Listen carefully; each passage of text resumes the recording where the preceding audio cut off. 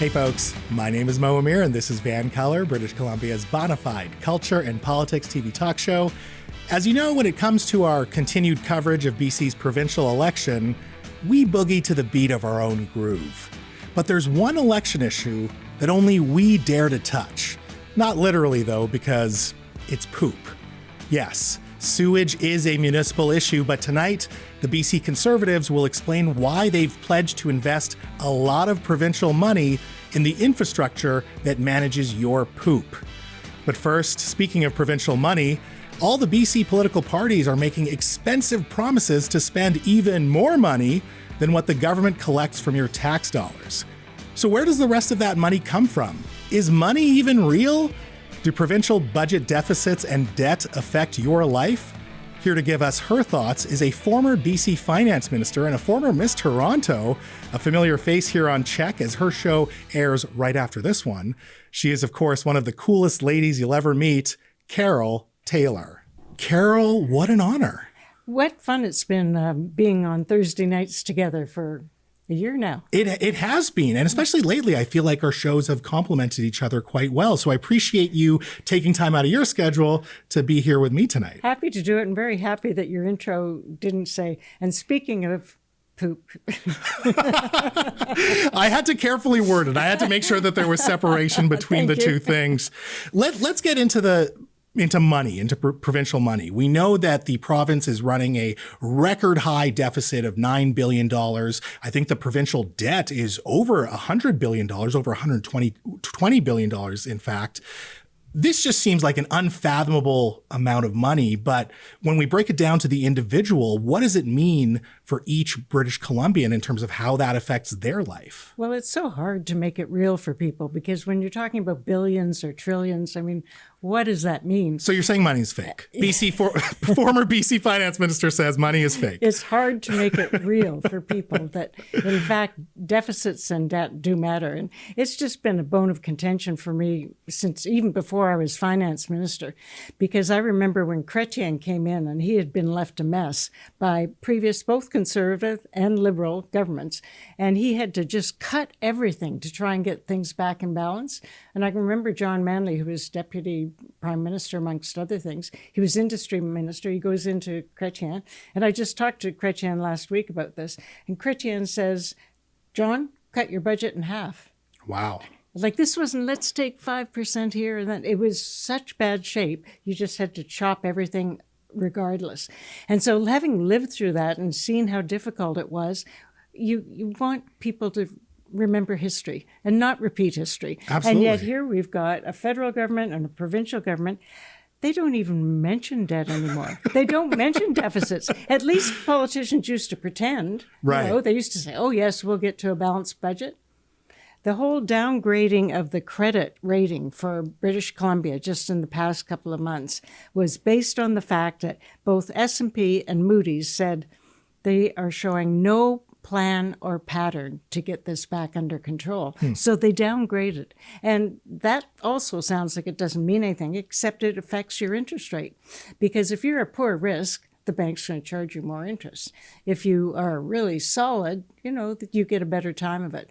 We used to watch those ratings like crazy, hold our breath till it came out, oh, still we're AAA, because it meant so much to our budget and then what money we could spend on healthcare and other things. And so does that mean that things then become more expensive? So if you have a budget downgrade, let's say you need to borrow money for a big capital project, say a new SkyTrain, then it actually costs more because the financing costs are up. Exactly. And the other thing, of course, is that when you start adding up, you said $9 billion this year, and that's on top of $6 billion last year. On top, it doesn't go away. It just keeps adding up.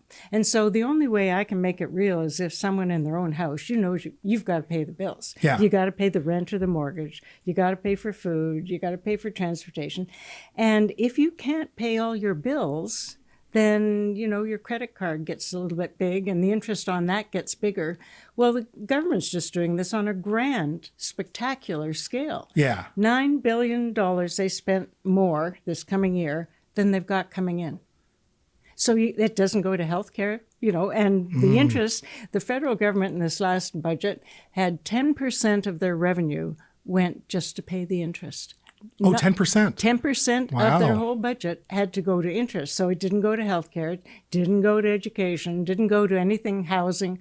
Nope, it went to the banks. Are we in a position where we can slowly reel this in, or should we be hitting the panic button? Well, you keep saying it and you're saying it and hope that they'll do it. But when they don't even have a plan or talk about wanting to do it, I think it will just be left to some future premier and prime minister who has to do the dirty work.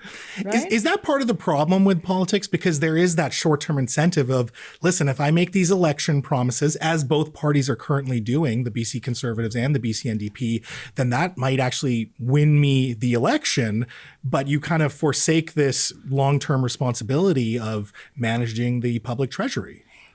It's sad to think about, but, I've got one positive note. Nanos did a survey a couple of months ago, and it came out 63% of Canadians said they wished the governments would spend less and take that money and pay down debt or lower taxes.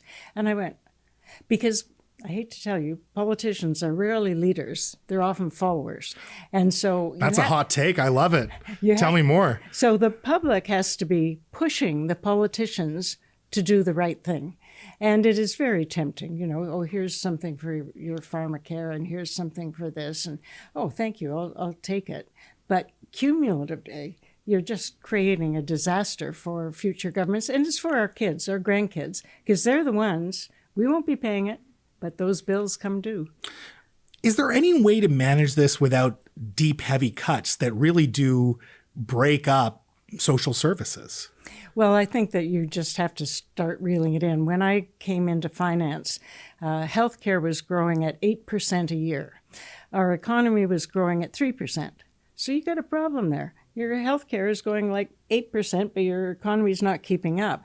And so I decided to do it slowly, pull it back so that the growth would just be 6.5%. Now, that's still enormous. But the funny thing was that all of the media said, Taylor cuts healthcare.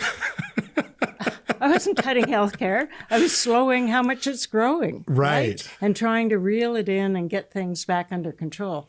So our profession, journalism, they don't help sometimes on these serious issues because they're looking for something that's snappy and sexy. I'm taking that as a personal indictment, so thank you for that. And for me too. Now, some politicians have said that, in a thriving economy, the budget will just balance itself. Yeah. Is there any truth to that? How's it working so far?